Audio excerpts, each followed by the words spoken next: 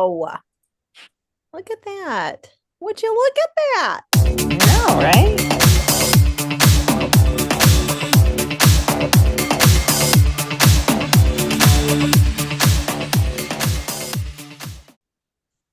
All right, shall we get started? Probably. I'm gonna try to not sound like a valley girl. I don't know why. Do I always sound like that? Yeah. Yeah, you're a valley girl. Okay. All right. Okay, Kimmy.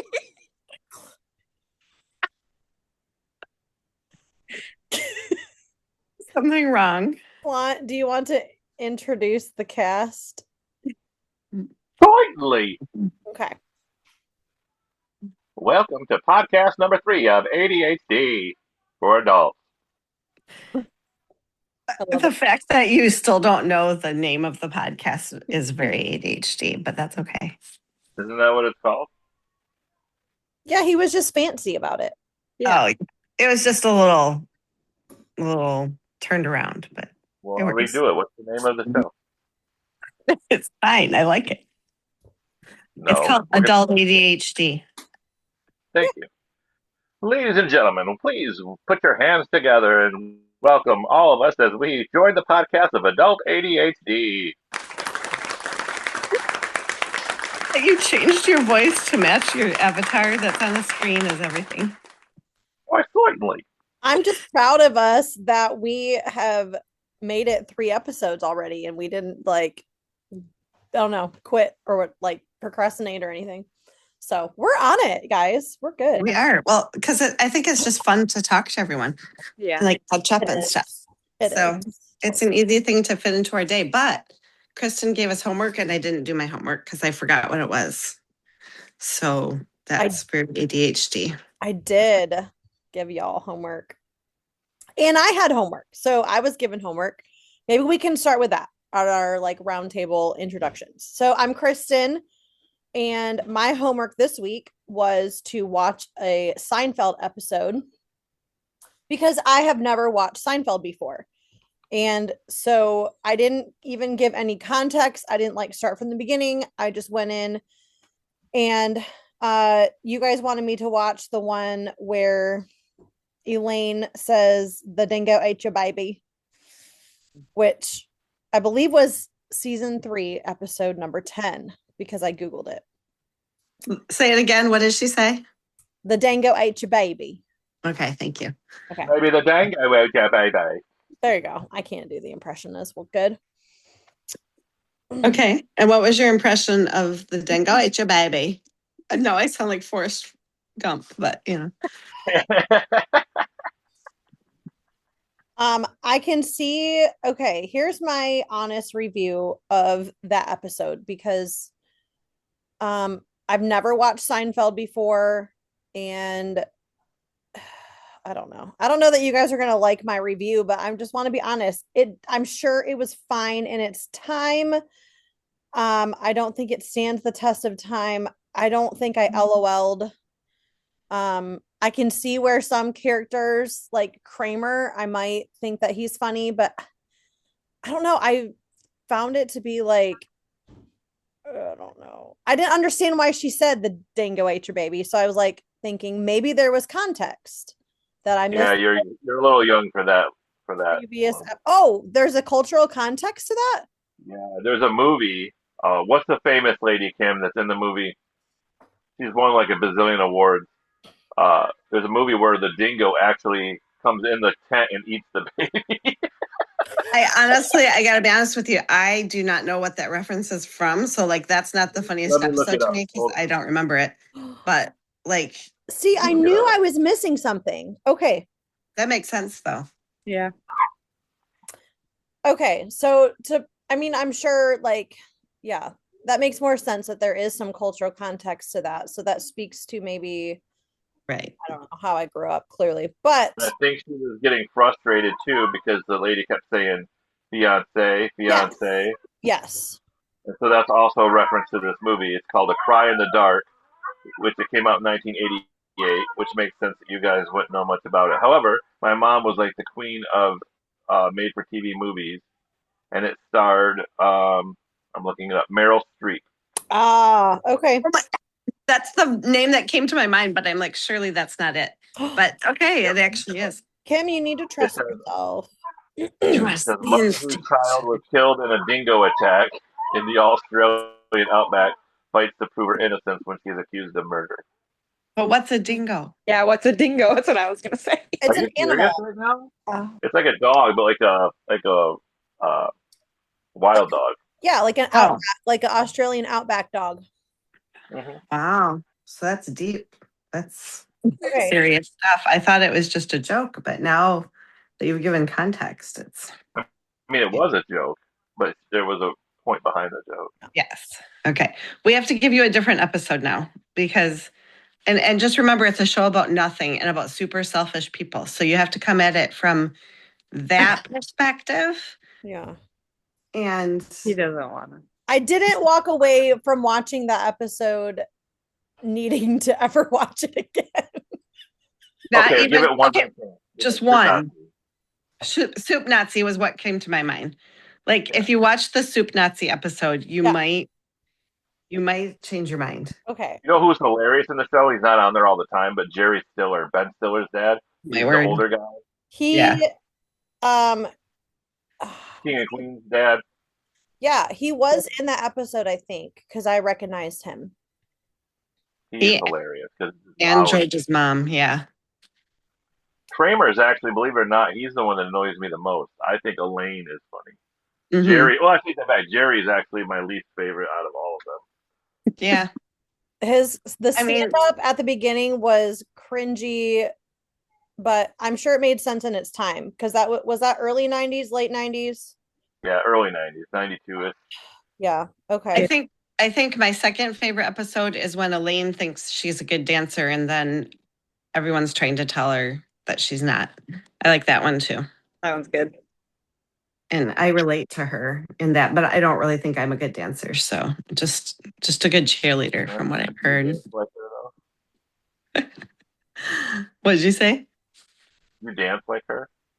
Oh, probably. If I'm gonna dance, I'm probably gonna look like Elaine. One of these days, we got to get you doing some of that Baptist cheerleading. Hey, we were, man. We She's did like some. I was like, We did I some was- clapping. yeah, I was like, you're doing something like that. You were doing like patty cake or something. I started No. dying, dude.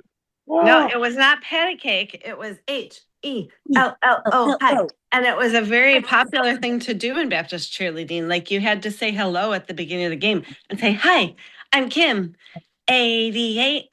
The Kings team is really great," or something Yeah. dorky like that. And people in the stands had to sit there and act like it was interesting. And yeah, that was what we did. And our skirts went below our knees. So it was some good stuff. I'm glad you guys enjoyed my remake of it for you. I did very much so. Yeah. I've that never was- laughed so hard in my entire life. Kristen, I think if you were there, you would have joined me in on the laughter. But like, I You was would have like, been in your pants, Kristen.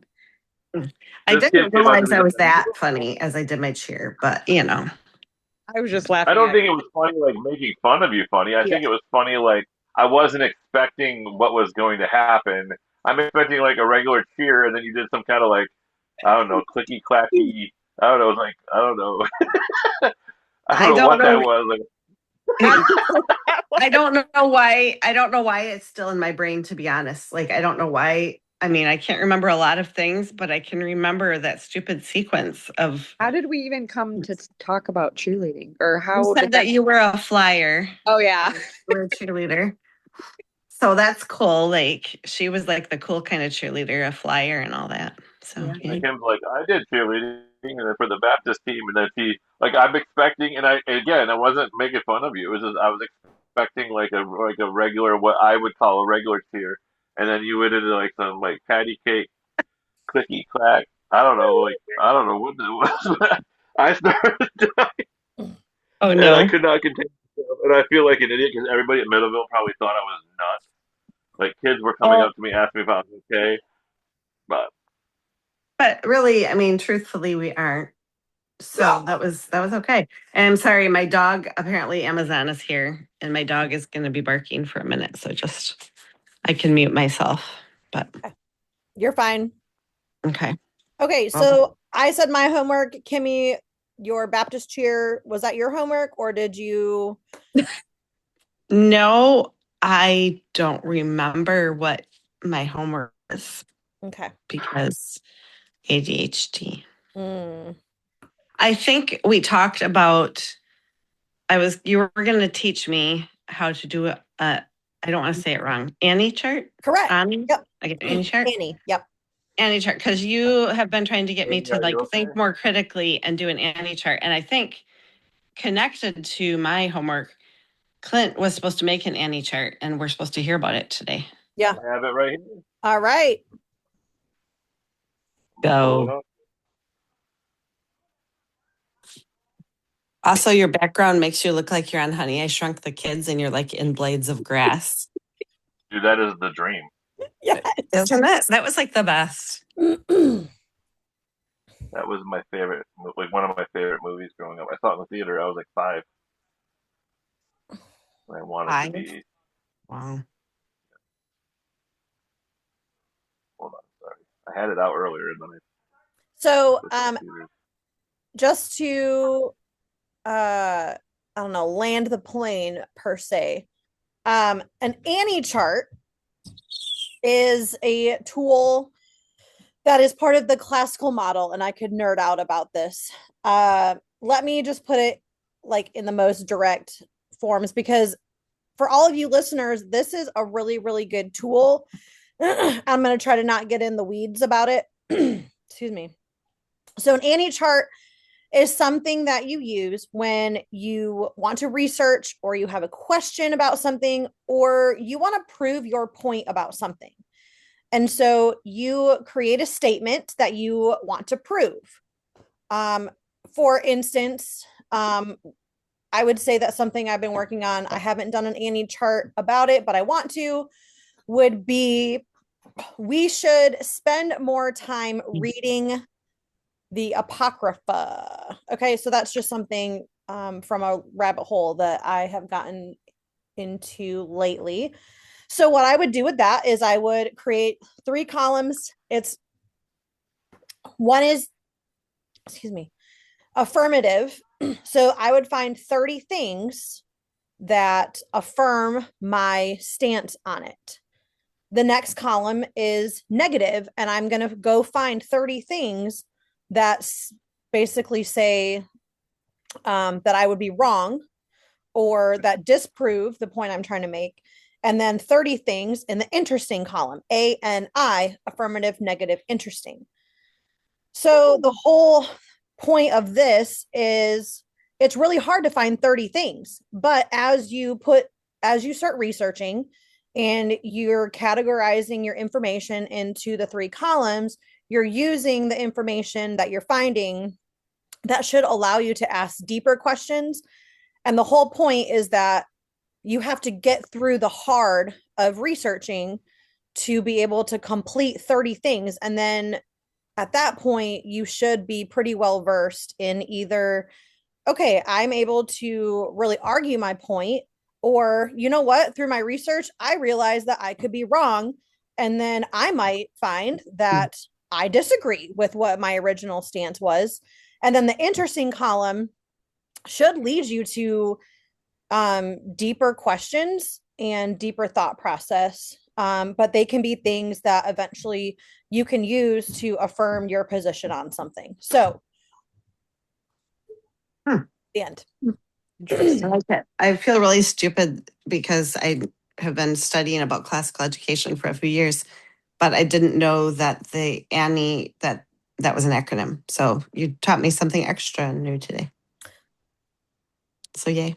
Well, I think it's beneficial for, I don't know, it's just a good tool. So it's part of, and I will like blurb this on our synopsis of our episode, but it comes from the lost tools of writing, which is why like it's a lost art. Mhm. So we're trying, classical education is doing its best to like recover the lost art of critical thinking, Yes. Sorry, those of you listeners, thanks for hanging on to that explanation. No, that was good. Thank you, Kristen. Mhm. Helps explain it. And to add to the classical education of how important this is, Kristen had me do a very, very important topic in chart. Mm-hmm. That topic was Mr. Belding a good principal on Saved by the Bell? And I don't even honestly remember how we got to this point in conversation. And I said, "Are you kidding me? Like, why am I doing this?" And I laughed and I made jokes. But the truth is like I saw what she was doing afterwards. I'm like, "Oh, okay." Um, yes, it's a character who is absolutely ridiculous, but I can see some reasons behind it, I suppose. But I have this Annie chart that's serious about Mr. Belding. If you guys want to hear about it, We absolutely do. I want to hear, like, give us just a few things, and maybe this will help the listeners, kind of come to their own conclusion. Yes. okay. First of all, making it about Mr. Belding is kind of odd. So feel free to laugh, listeners. I know I did my share of laughing the entire time I did this, but I do not back down from a challenge. So when Krusty Mike Drop asked me to do this, I was like, challenge accepted, even though it's stupid. And then it turned out it wasn't stupid, so I'm glad that I accepted the challenge. But so affirmative, good qualities, right? He really cares about his students, and he wants students to succeed in school and in life. He even cried when they graduated. Um, I remember that episode. Um, by the way, if anybody's ever watched Saved by the Bell now, it is like I don't even it's unwatchable. I don't know how we watched it as kids. Um, Yeah. you mentioned Seinfeld earlier, like it is that's so dated. I don't know how anybody could watch it, but I loved it when I was a kid. So bear with me here. He supports school events and activities. So negative, and there's more, but I'm just going to give you guys some highlights. Some negative, not so good qualities. He can be tricked easily, especially by Zach. Man, Zach can get him. Uh, he sometimes trusts students way too much. Uh, he can be stubborn, and he sometimes worries about too much about the school's reputation. And then the interesting um, is somehow always becomes a target of Zach's crazy, zany plans. Um, he has some really funny reactions and some funny moments in the show. Even when he is strict, he still cares about his students, and he appears in different versions of the show, so he never leaves their lives ever. And so that part kind of made it interesting in a negative way because if you had a principal and he was everywhere you went, like you would almost call the cops. At least I would. I would call the cops. Like, oh, he just shows up for Thanksgiving dinner. Like, call the cops. What? But anyway, That's awesome. there's a lot more things to it, but that's how I. That was cool. I like Yeah. it. What's your Needless to say, I takeaway think though? my takeaway is that he's a good principal. He's Good. got a good balance of being strict and allowing freedom. Obviously, the character is not realistic. There's a lot of things that you have to kind of ignore because with the show being as cheesy as it is, there's a lot of plot holes and things that happen in one episode that they just disregard in the next episode. But overall, um, I'd say he's a principal that I would strive to be. I suppose. So this is like, yeah, typical for my brain. But have you guys ever watched Abbott Elementary? It's like a newer. A little bit. I've watched a little bit of it. I haven't watched it for like a year, so I haven't seen it for a while. But there's a principal on that show that, as a principal, Clint, you really should go watch her and just do the same thing with it because first of all, she's a hilarious actress, but secondly, like I don't want to give anything away, but you really should do an Annie chart about her too. So What's the show? it's called Abbott Elementary. Abbott as like ABBOT. Yes. Mhm. Okay, I will check that out. Okay. That is all.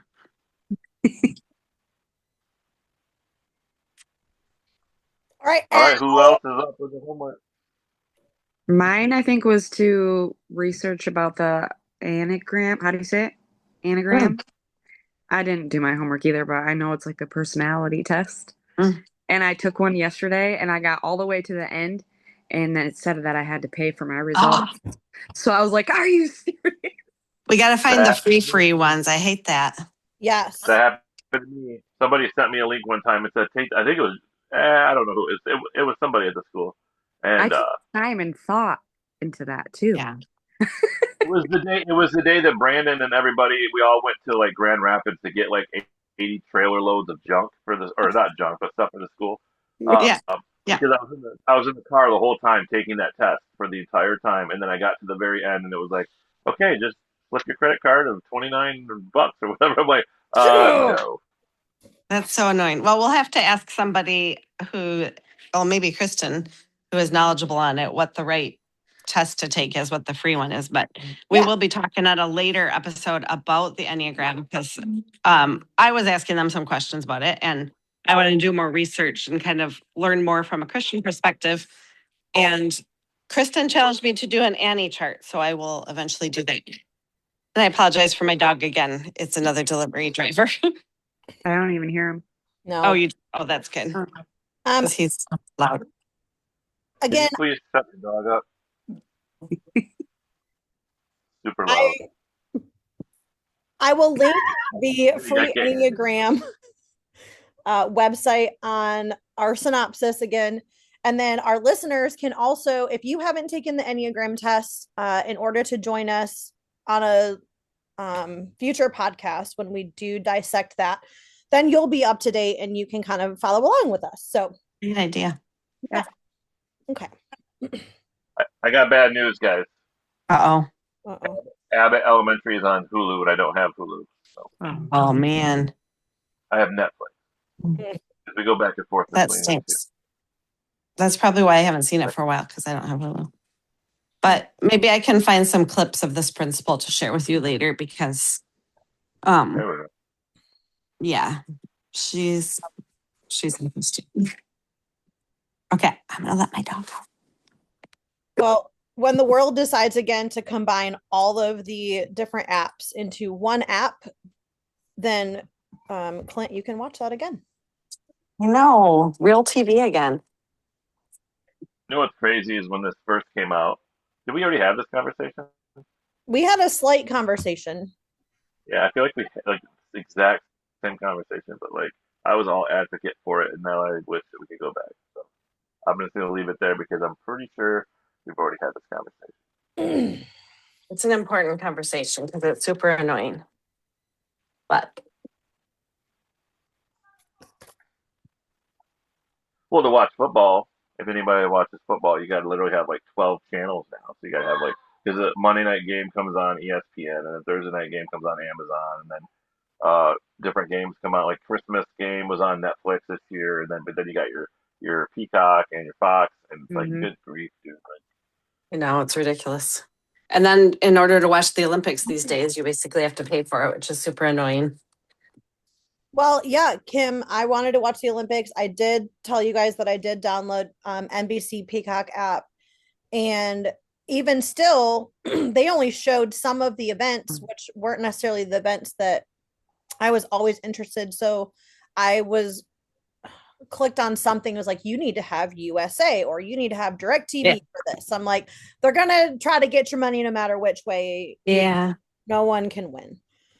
It's true. But I digress. Let's move on to some happier moments. Yes. Are we going to try our new segment? Kristen, what's the name? Why am I like this? Maybe? Yes. Okay. So last week, yeah. Go ahead. So I have another accidental like fist bump story. So those of you who don't know me super well, when we attended our last church had 2 campuses, and we attended mostly the satellite campus. However, through singing, I was leading at the other campus one day, and I had never actually met the senior pastor in person. So I'm in this circle of other people who knew him really well, and we introduced ourselves, whatever. So I'm talking next to him he is also a person that likes to use gestures while he talks. And so I thought he was going in for a fist bump when really he was just talking with his hands. And so that was awkward. We all laughed, moved on. Uh-huh. Okay. So then it's funny because my friend has no idea I did this. Okay. Sorry, that's still one of my favorite stories. It's still okay. So it just happened to me again. So I'm at church. So some new friends of ours, David is now working under his in his electrical company that he just started. So he came up to me Wednesday, handed me a t-shirt order, some things to pass along to David, and we're just talking or whatever. And again, he's someone that gestures with his hands, and he has no idea. But I'm standing next to him, and I put my hand out, and I resisted the urge to give him a fist bump because I don't know why. I don't know why. Why am I like this? I don't know, but that's a perfect name for this segment because, like, I just totally pictured Kristen like going around trying to give people fist bumps, and then everyone's looking at her like, "What's wrong with you?" And then she's like, "Come on." Well, it's the worst when you don't know, like, you'll go to fist pump somebody and then you realize they're like doing the five or the shake, and then you switch it, and then nobody knows what's going on, and it's like the most awkward moment ever. So I totally relate with this. It's like when you're in a hallway with somebody, and this happened all the time. Like wherever you are, I don't care where you are. You're in the aisle at a shopping center, or you're walking in a hallway, and like you move, but then the other person moves. So then now you're in each other's way again, and then like I find myself in these situations all the time. Me too. So embarrassing. And I always say something awkward because I can't help myself. Like, I just like the awkward thing is going to come out of my mouth when it happens. So, Kind of like when Kristen came back in the meeting and said that she was only in the meeting because the car was started. I forgot about that. And like I'm being dead serious. And then I realized that it was I don't know, it was like a very serious meeting, I guess. And I was like, oh no, it seems like I don't know, it just seemed like really like off-putting. Like I don't think this meeting's important. When really at the time I had two jobs, but I was like, oh my word, it was really funny if you think back to it. I'm only here because my car wouldn't start. Oh my word. I want to get you a shirt that says that. It's hilarious. Yeah.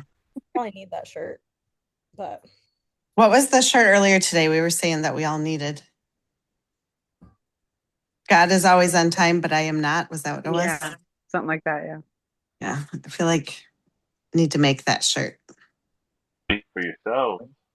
Yeah. Of course. It's just me. I'm always on time. Yeah.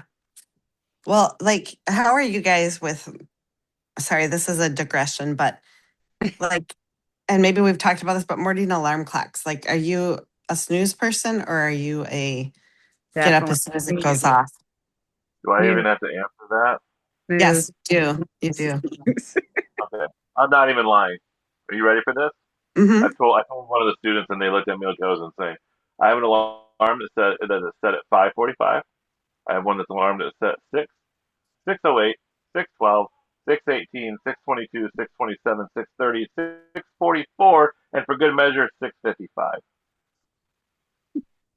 And which one do you usually get up at? Somewhere around 6:30, between 6:30 and 6:50 usually. Every once in a while, I tell Dayton it's a 5-minute drill. But most of the time, lately, I've been getting up because I can't sleep. But like, there's been months where it's like, if I'm hoping I hear the alarm by like the fifth alarm because I'm a very hard sleeper, and I got some crazy stories about that. But I'll have to share with you all sometime. But yeah, I have 100 alarms, and it is not unusual if I check my phone because I'm not a morning person. I would have never known that. Let's hear Ashley. She's like at 5 o'clock, the alarm goes off, and she gets up, and she's like, "It's a beautiful morning. Come on, Who kids." does that? And No. Ashley, she sings, and then the kids get up, and it's like a song and dance routine. as they're drinking their Yes. tea and yeah. I wish. And eating their waffles. Yes. Yes.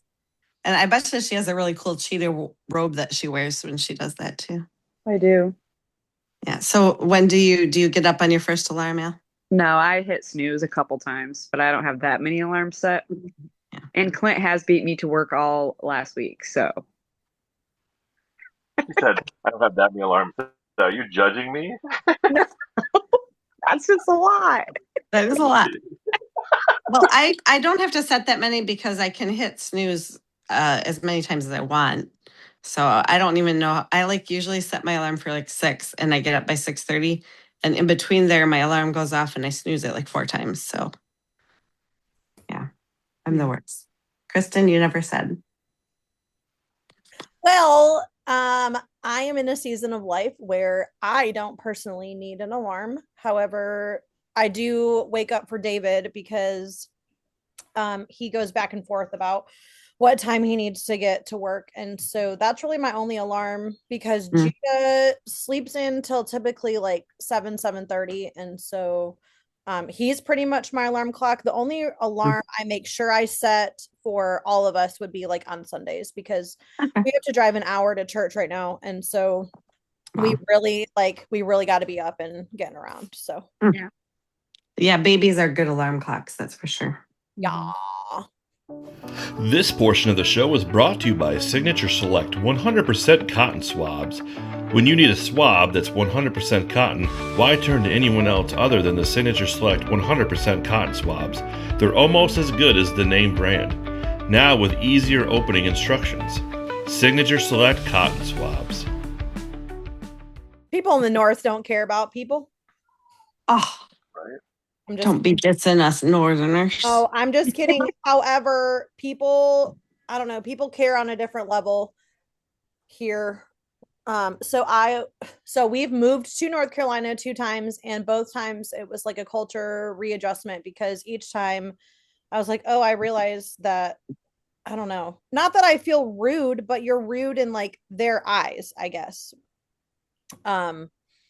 So because people smile at each other and talk to each other, and I don't mean to paint a general picture of people in the north, I'm sorry.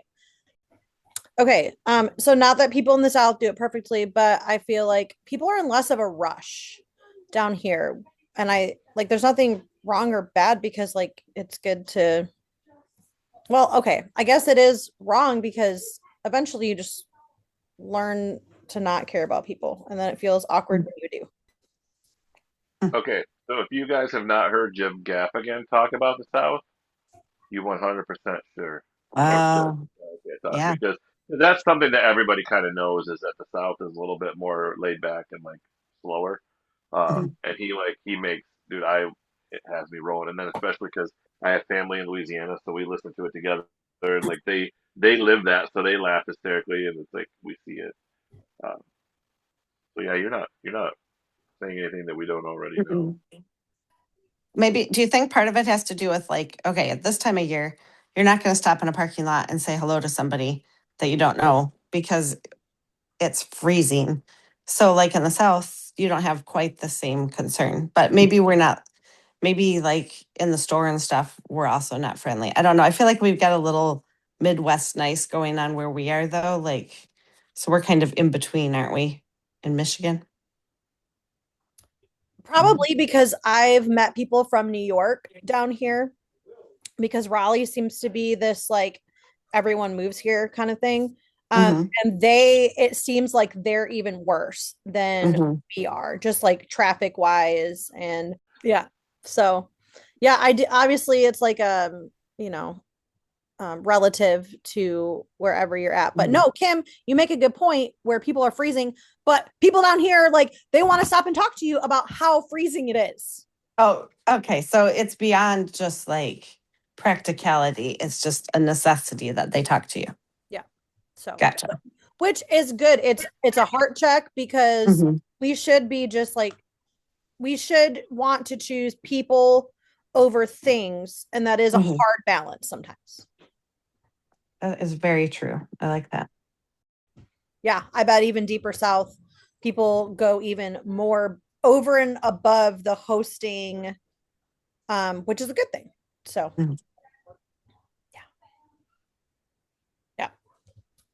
yeah.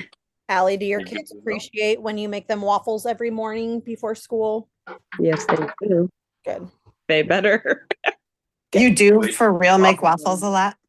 Yeah, I do. Aw, that's so Ava nice. does too. So do you just keep one of those hotel waffle makers in your kitchen that they can just go dump the stuff in and have one anytime? That's nice. Yeah. She's serious. She really has one of those. That's my dream. Oh, that's amazing. I love those giant waffles at hotels. Those have no redeeming value as far as like, I don't know, the good stuff for you, but they're just like, they're so good and fluffy and delicious. And I've totally digressed. I'm sorry. Yeah. As opposed to the good for you waffles? Well, like at home, I can make like protein waffles. Like I can add protein powder or whatever. Like I can make them at least have something in them, or whole wheat, which believe me, I'm not making whole wheat waffles, but I could if I wanted to. So my daughter does great with that. Like she makes like super healthy waffles and pancakes and stuff. And I just haven't quite gotten the knack yet. Yeah. I love waffles. Me too. So are you a purist, or are you allowed to add strawberries and stuff? Levi always wants me to add chocolate chips. That's Ava. Ray hates it. He's like, no chocolate chips. Yeah. Really? Normal ones. Yeah. Yeah. Huh. But well, you can always add the toppings and not put them inside of it, but yeah, chocolate chips are good inside. Are you guys waffle people versus pancakes? We make a lot of pancakes too. I like either one. It depends. If I'm going to have like a bunch of toppings, I like waffle. You like breakfast for dinner? I said, I think we'll have breakfast for dinner. There you go. Have some chicken and waffles. Ew. Southern dish.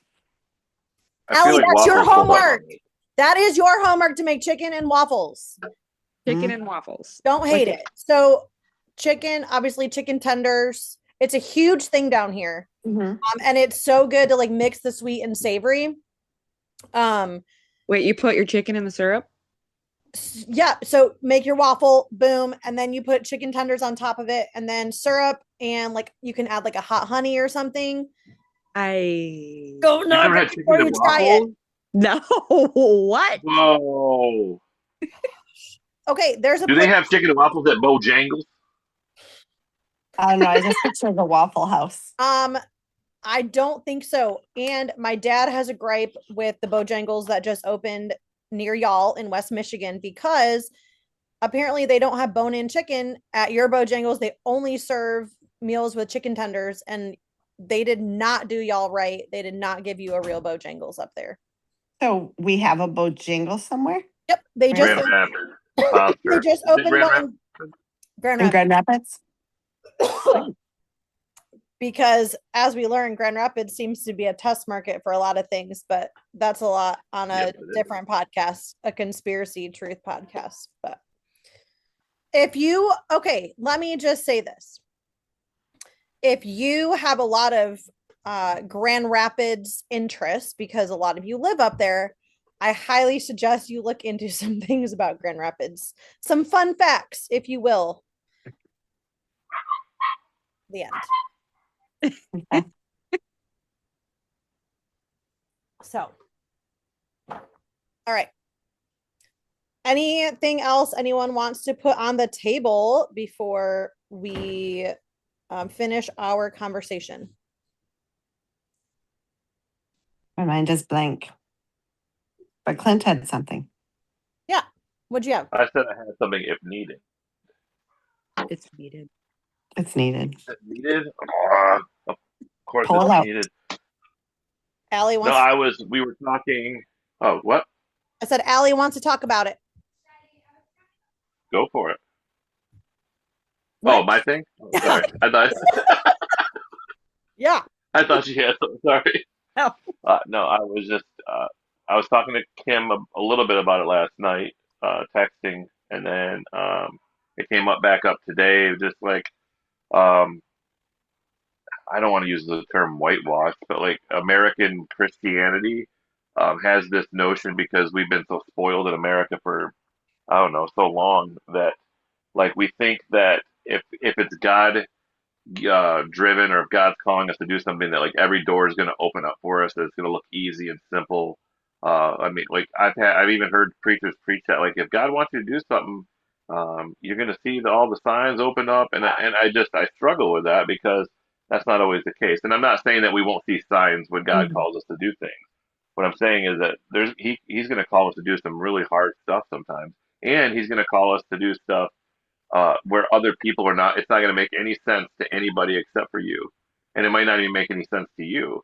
Um, some of those things have been challenged lately, and I just look at it like I have to remind myself that like imagine being any of the characters in the Bible, right? Like especially Old Testament, like Moses, or I mean, you can name anybody, Noah. For years building this boat, right? Like none of it's going to make any sense to anybody. And Mm. so, like, I think we do a job where, like, I've heard many people. It's just, I don't know. It's a pet peeve of mine where people kind of like, well, God's not going to call you to do that, or they're quick to like, I don't know, not necessarily make fun of what they're doing, but just kind of like call it out. I guess, like, and you don't know for sure if that's a God thing or not. And Huh. so, like, if somebody's telling me that God's calling them to do something, unless it's completely sinful, like, I'm not gonna be like, no, no, he's not, because I don't know. I'll talk to him about it, but I'm not gonna, say that it's not from God because just because it doesn't look easy or fun Mm. or beneficial does not mean that uh, God's not calling you to do it.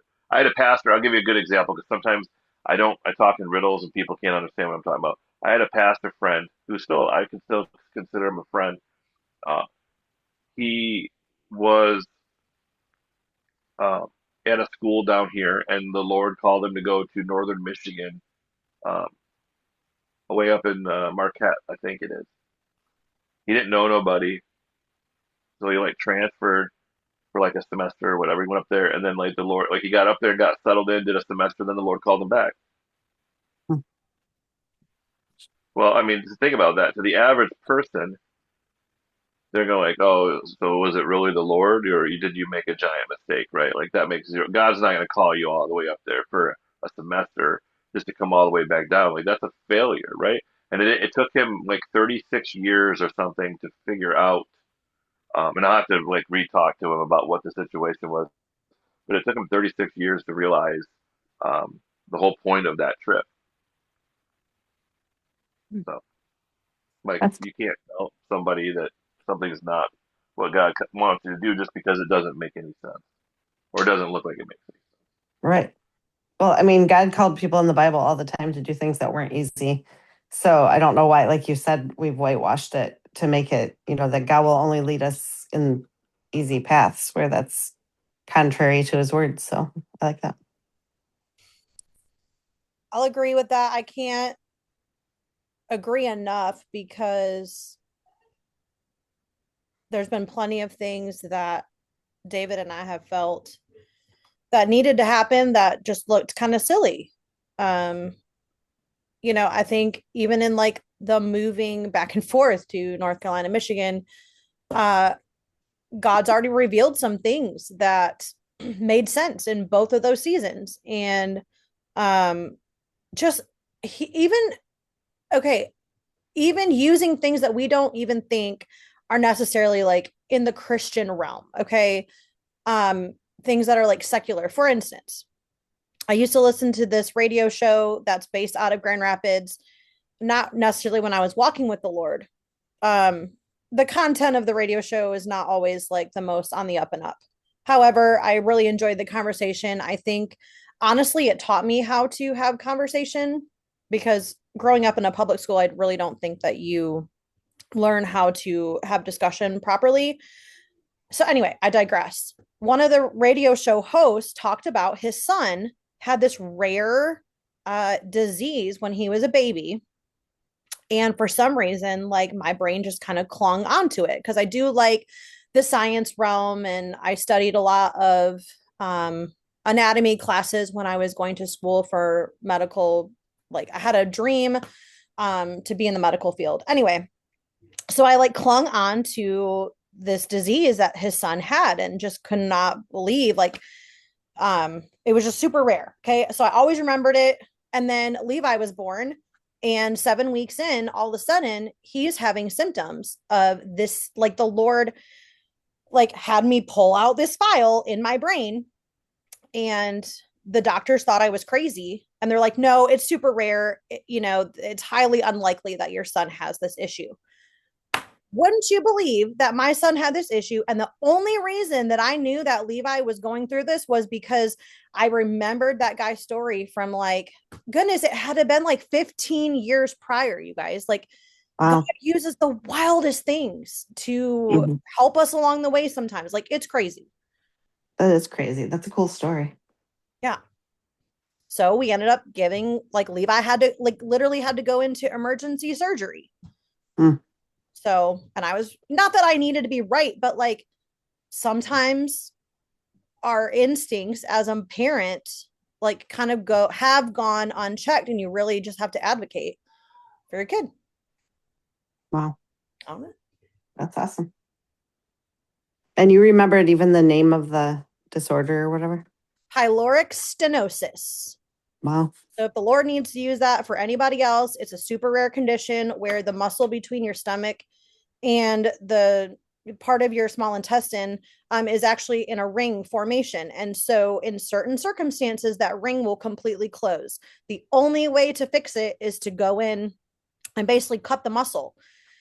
And then like, okay, this is not very Southern, but it happened down here, and the ultrasound tech was like, can you just imagine that back in, the medieval times, your kid would just die of starvation? And I'm like, oh my goodness. Okay, I'm just going to pretend you didn't say that. And do you think she went home later and was like, why, she or he, why did I say that? Like, I shouldn't have said, like I always do in those circumstances. Yeah.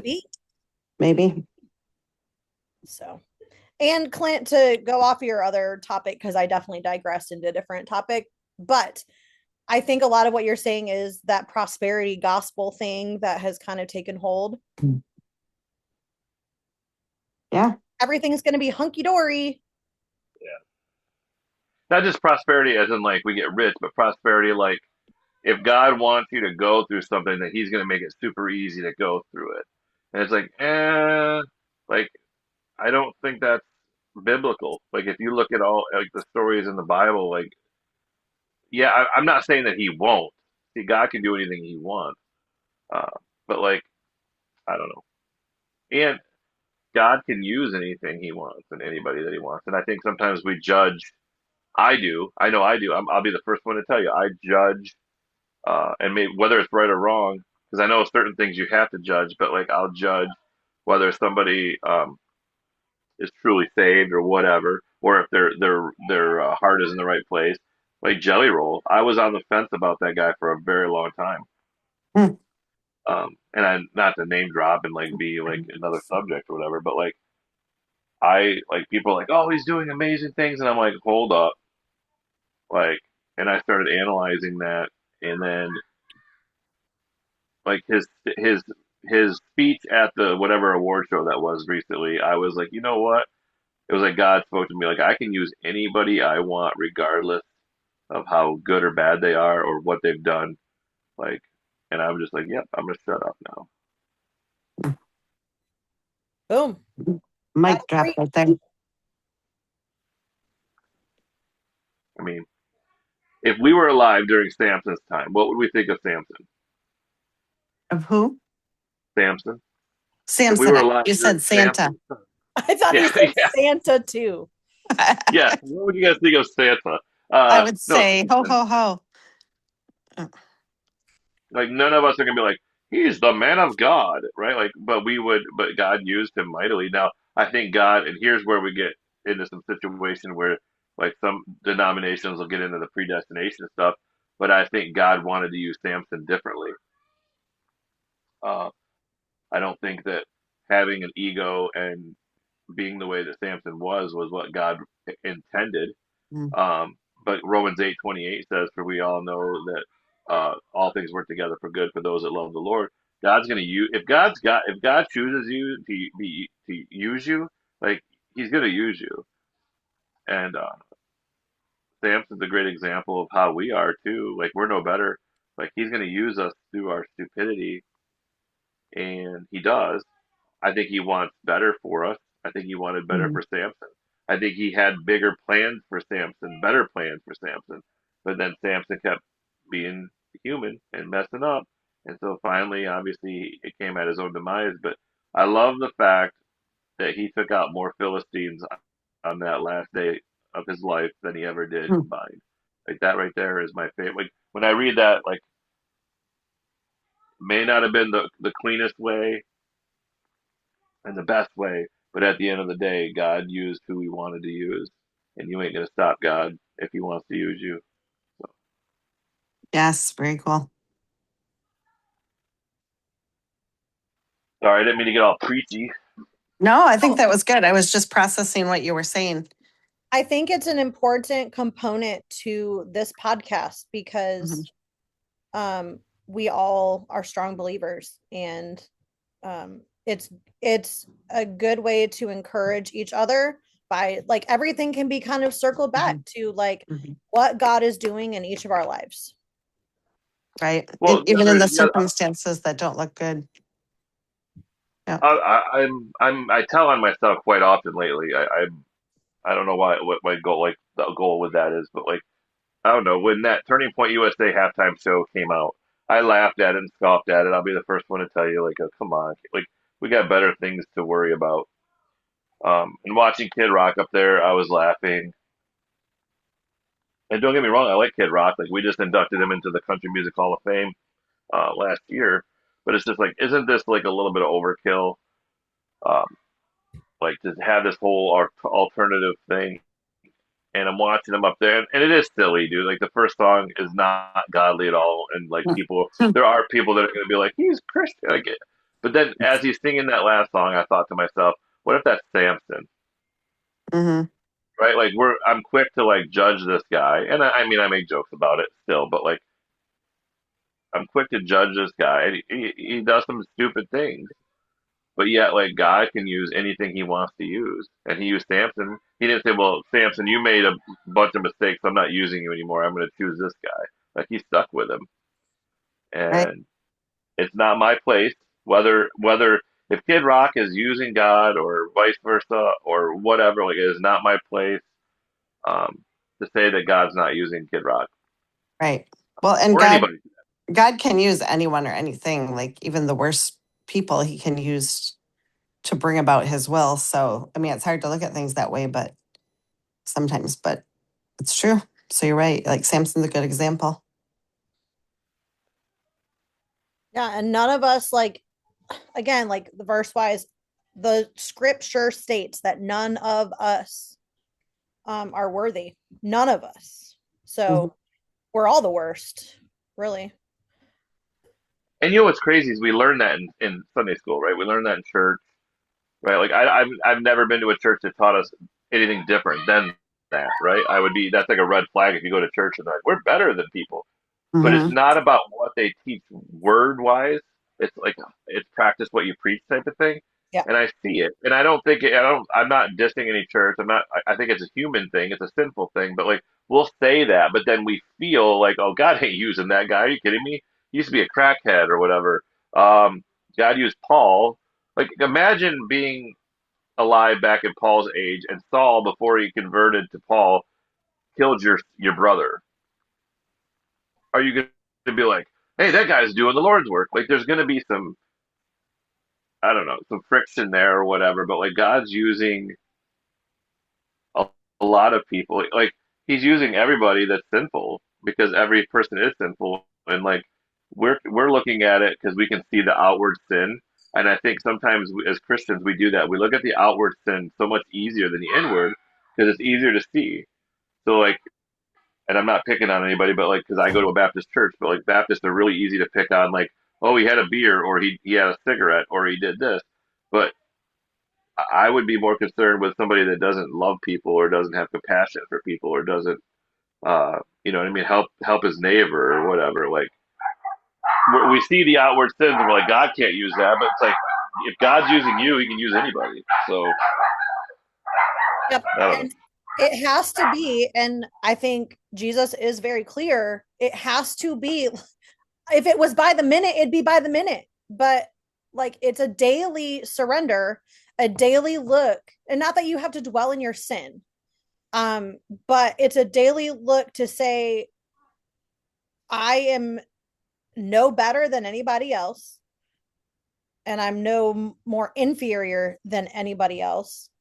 And if you don't take your sin seriously, like that's the log in your own eye. absolutely. Yeah. All right. I have a hungry child. Okay. So I need to peace out, Girl Scouts. But just have a good week. Enjoy the sunshine. Okay. Then we will call it a day. Okay. Have a good day, everyone. Bye, listeners. Bye.